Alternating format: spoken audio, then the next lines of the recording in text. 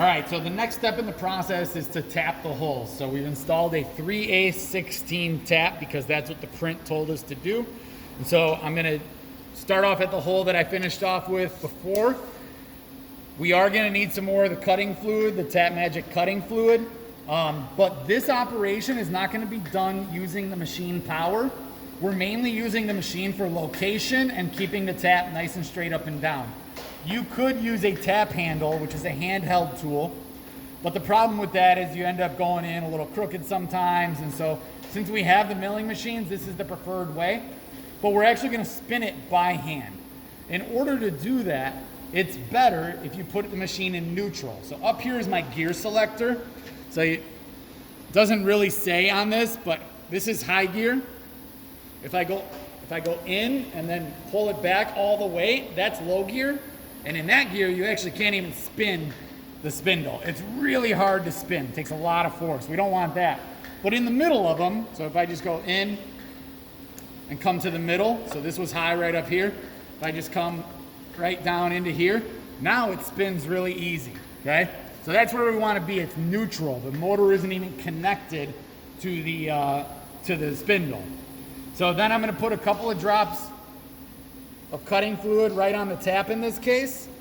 It's not spinning, so I don't have to worry about anything hitting me. Now you're going to start to come down and you're going to realize pretty quickly that you're hitting your stop. So you're going to need to bring your table up and give yourself some room. Table up, stop down, just to kind of give yourself plenty of room because you don't want to hit that stop as you're tapping. All right. So now I've got plenty of room. So I'm at the top of the hole. I'm not gonna hit the stop right here. I'm not gonna hit that stop. There's plenty of room. So all you're gonna do is you're gonna plug it into the hole, a little bit of downward pressure on the quill handle. You're gonna start to turn this in by hand. Back up a little. If you notice, as I start to turn it in by hand, the quill handle is starting to go down because the tap pulls itself into the hole. Okay, so after you get a couple of turns in, you no longer need to hold pressure there because the handle is going to go down on its own. Also, after you get a couple of turns in, if you notice, there's chips starting to come out of here. The deeper we get in this hole, it's going to get harder to turn. So we do something called breaking the chip. So I get in a couple of turns, and then I come backwards about a half a turn, and you'll actually feel it break. So it comes backwards, right about here, it starts to bind up, and then it breaks free, and you actually just saw one of those chips just flew off, and now it's broken off. So that's gonna make it easier to get deeper into the tapped hole. Now you go another turn or so, turn and a half, and you break that chip. Turn and a half, break that chip. And you're gonna go until you feel the bottom of the hole. If this is hard for you, you can use your chuck key, the back end of it, and they have it so it fits right into that hole. And that just gives you a little bit extra leverage. Turn and a half, break the chip. Turn and a half, break the chip. I normally don't need it for this size, so I go in a little, break the chip. Go in a little, break the chip. And right there, you'll know that's it. Don't try to force it because you'll break the tap off in the hole, which is a bad day for everybody. Once you hit the bottom of the hole, you can just come all the way back out and you'll see the quill's coming out because now it's threaded. All you want to do is make sure it springs up when it comes out. So I just put a little bit of pressure just so when it's done, it comes right out. Zoom in on that.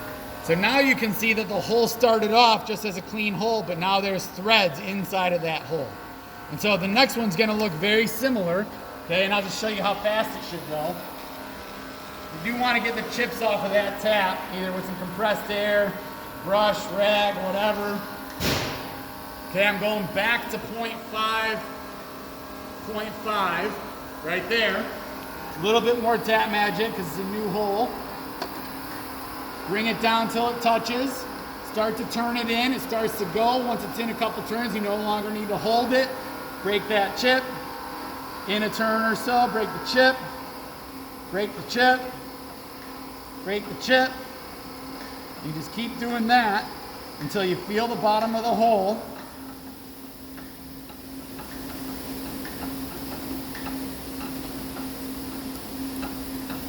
Right there, I just felt it hit the bottom.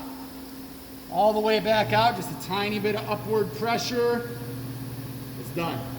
Once you're done, you want to put this back in high gear, because if you turn it on like this, it tends to grind the gears. So you push in, up, sometimes it doesn't click all the way in, so you rotate the chuck until it pops in. Now it's back in gear, okay? That's it.